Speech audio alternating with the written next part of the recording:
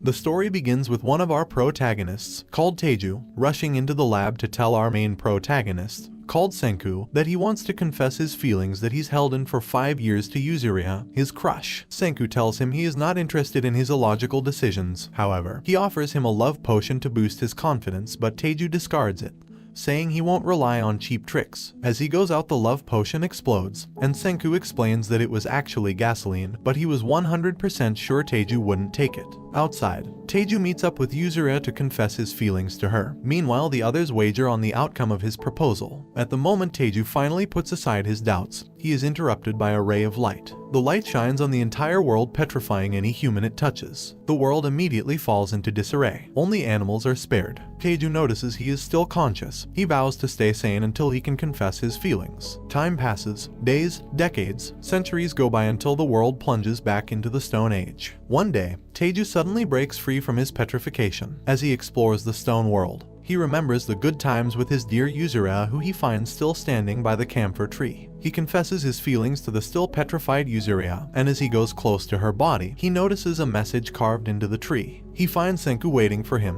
Senku explains to him that the date is October 5th, 5738. 3,700 years have passed since they turned to stone. Senku reveals he was counting seconds while being petrified until he broke free. He takes Teju to his base where they begin to invent tools for survival in the stone world. The next day, they go to a cave where Senku explains that the reason they were the first to wake up has something to do with the cave. Senku explains that the liquid dripping from the cave is nitric acid, which might be responsible for corroding their petrification. Senku has already started experimenting with the liquid but hasn't succeeded. They decide to make alcohol using wild grapes. Senku handles the brainy stuff while Teju does the manual labor. 3 weeks later, they have acquired alcohol, so they start distilling it. Senku's clay pot is not up to the task, so they take the slower approach. After a year, they succeed in creating a mixture which they use to depetrify a bird. Teju decides to revive Yuzuriha next with the fluid. He stops halfway, suddenly realizing she would be revived naked. He tries to take her petrified body back to their camp. However, on their way, a lion begins chasing them.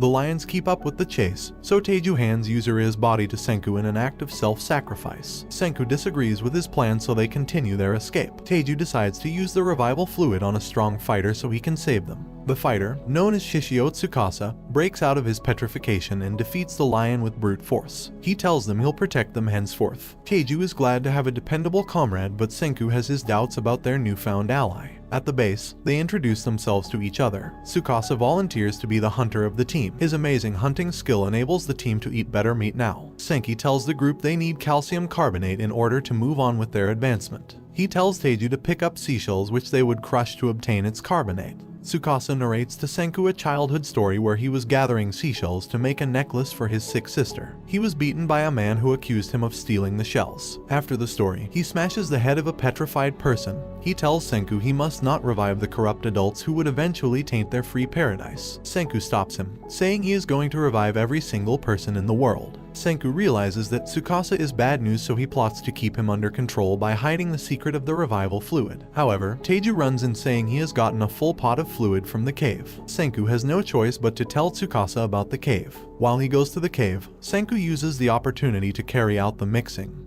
so Tsukasa doesn't see him do it. They quickly pour the processed revival fluid on Yuzuriha, but she doesn't depetrify instantly. Senku explains the science behind the fluid before Yuzuriha breaks out of the rock. Tsukasa comes back from his smashing spree to confront the group, who now take him as a murderer. Teju dashes to attack him, but Senku knows Tsukasa would kill him instantly, so he shoots an arrow between them. This disorients Tsukasa, who still manages to land a powerful hit on Teju. Tsukasa notes that Teju did not actually attack him, so he explains that he doesn't hurt people no matter what. Tsukasa is stunned by his words, so he tests him, threatening to kill Yuzuriha. Teju takes up her defense but collapses from the injury sustained by blocking Tsukasa's attack.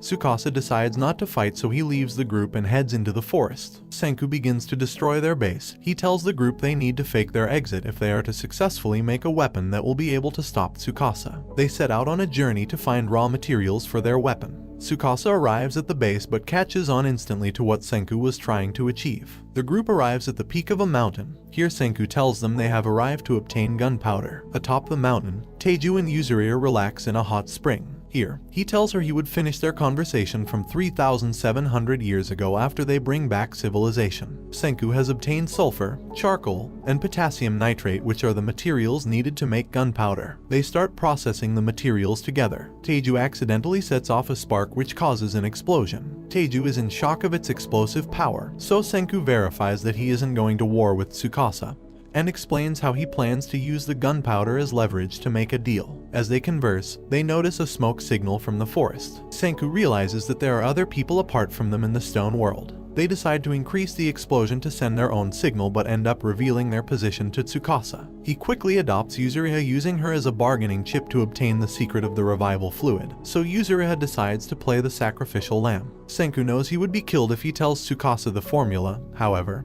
he tells him anyway. Tsukasa gives a condition to spare Senku's life if he swears to abandon science. Senku gets a flashback from his childhood. After observing his interest in science, his father sells his car to provide equipment for him. Senku begins trying out different experiments from a young age along with Teju. He even tried building a rock. Senku refuses Tsukasa's proposal. He tells him to make his death painless, so Tsukasa assures him that he'll crush his cervical nerve in one go. Teju runs to Senku's aid but is too late. As they sob, Tsukasa is wary that Teju would confront him in anger. Teju lifts a huge rock which he throws in the air to distract Tsukasa from Yuzuriha, who tosses the newly developed gunpowder. Their actions create a planned explosion. Tsukasa is unhurt by the explosion, but Teju and Yuzuriha along with Senku's body escape successfully. Teju tries different approaches to revive Senku but fails. He recalls a childhood memory. From the memory, he realizes that Senku would never actually sacrifice himself for anyone. Teju starts racking his head for clues. They recall that Senku was always cracking his neck all along. They take a look at his body and discover a petrified potion on his neck. The revival fluid is known to heal the areas that are petrified,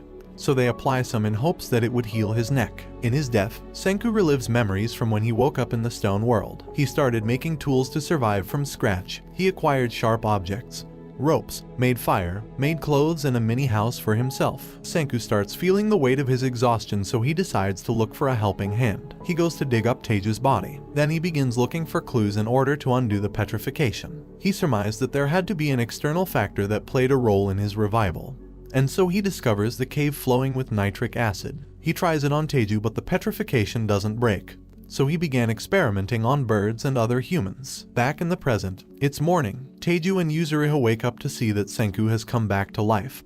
They're excited to see him, and Teju almost breaks his back with a hug. Later, Senku explains to the others that since Tsukasa thinks he is dead, he intends to stay that way. He orders Teju and Yuzuriha to infiltrate his camp as spies. Senku explains that he will go to seek allies with the mysterious people that sent the smoke signal. Tsukasa encounters a lady. She attacks him instantly, although he doesn't have an issue blocking her attacks. She tells him she witnessed him capture Yuzuriha and kill Senku. Tsukasa realizes that she could pose a danger to his goals, so he makes a tree fall on her. Senku rushes to her location to find her trapped under a huge tree, so he begins crafting a pulley which he uses to lift the log off her and set her free. She introduces herself as Kohaku. She tells Senku she has taken a liking to him, but Senku quickly clears the air that he is not interested in relationships. At night, Senku notices that she is on guard. He tells her he wouldn't even think to assault a lioness like her in her sleep.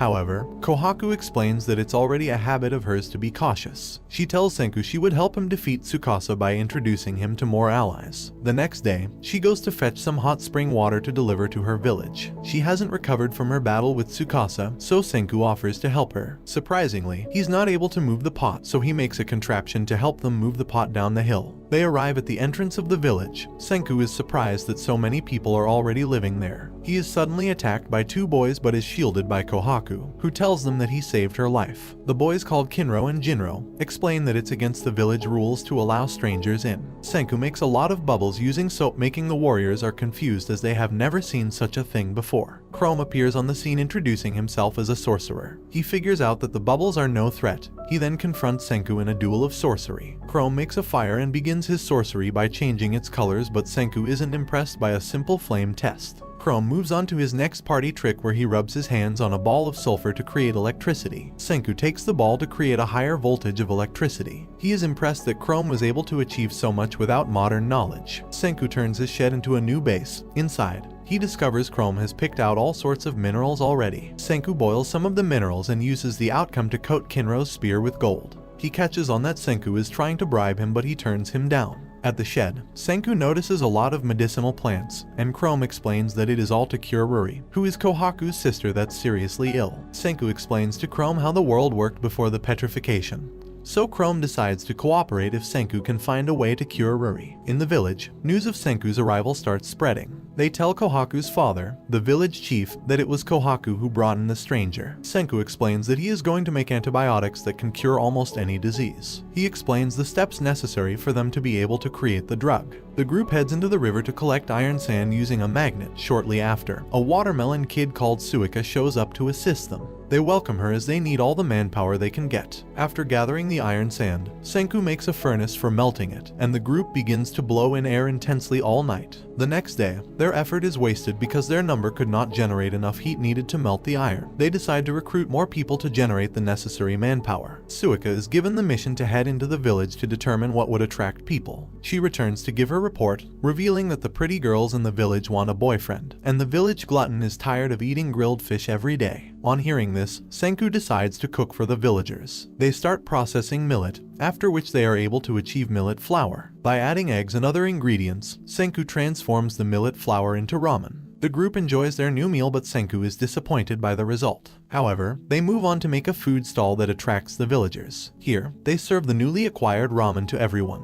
Kohaku notices an unfamiliar face, so they confront him asking if he works for Tsukasa. Senku recognizes him as a Sajiri Gen, a popular con artist before the Stone World. Gen quickly crafts a story of how he found himself in their midst, but Kohaku doesn't buy it. Senku doesn't care as long as he works for his meal. Senku succeeds in making the villagers work for him, as well as making Gen, who calls himself a mentalist, admit that he works for Tsukasa. He tells Senku he was sent to confirm his death. However, he has a change of heart after seeing Senku's inventions. He explains that he wants to live an easy life, and Senku's science is the only way to achieve that. Senku tells the group they are going to make a generator next. They start salvaging tools for the project, including the village bridge. A girl reports their deeds around the village, so Magma, who's the strongest in the village, arrives to kill Senku. Gen confronts Magma and his group with flowers. He tells them he wants to stop the lightning with magic, and demonstrates by making the flowers in his hands disappear, so they believe him and leave. Senku and the party climb up the mountain. Here they use Kinro's spear as a lightning rod and are able to create a magnet as planned,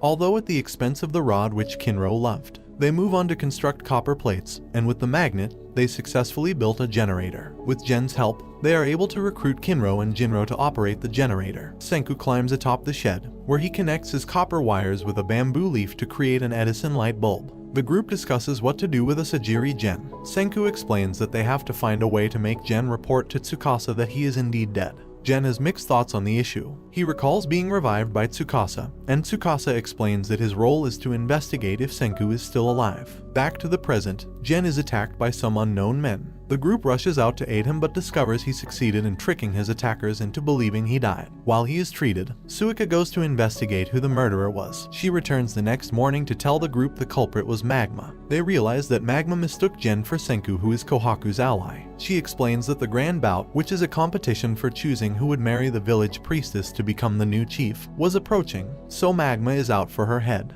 The previous year, she joined the competition just to stop him from marrying Ruri, the priestess. Kohaku suggests that their best bet is for someone from their kingdom of science to win the competition so they can be accepted by the village. They approach Jinro and Kinro to be their champions in the competition. Kohaku begins training them, while Senku and Teiju make plans for making the antibiotic. The next morning, Gen heads back to Tsukasa secretly. The group is worried and tries to go after him, but Senku stops them, as he is convinced Gen won't snitch. They had previously made a deal where Senku would make cola for him in exchange for his cooperation. As agreed, Gen reports to Tsukasa that Senku is dead. Senku informs Teiju that they need a very important material to make drugs.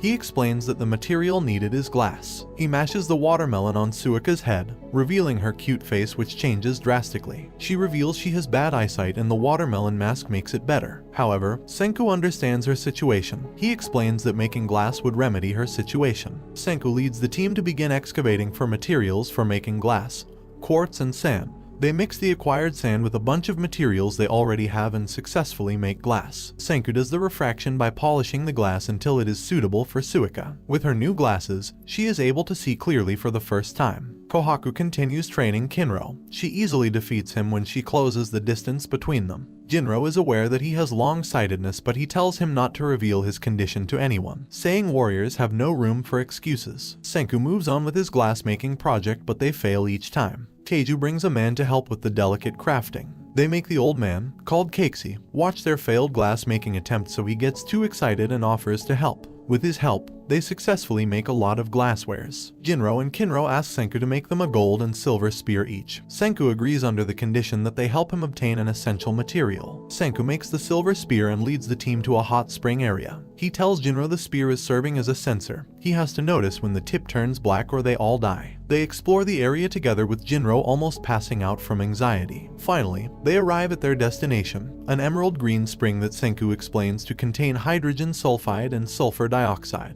Jinro gets enchanted by the spring but is saved in time by Kohaku before he inhales the poisonous gas. They notice how the birds that went close drop dead instantly. After witnessing the danger of sulfuric acid, back at the village, Kohaku volunteers to risk her life to get it. Senku stops her. He tells them a story where a man died instantly when he tried to tie his shoelace because the poisonous gas was below his knee level. He explains to her that she has no chance of survival no matter her speed. Senku tells the group they are going to make gas masks. After making the gas masks, he tells Chrome to stay behind in case the gas mask doesn't work and he ends up dying. Chrome disagrees with his plan, so they settle for a compromise. Senku has successfully made gas masks, so they head to the spring alone, leaving Jinro, who freaked out, behind. They arrive at the spring alone in one piece while old man Keiichi succeeds in giving Jinro a pep talk.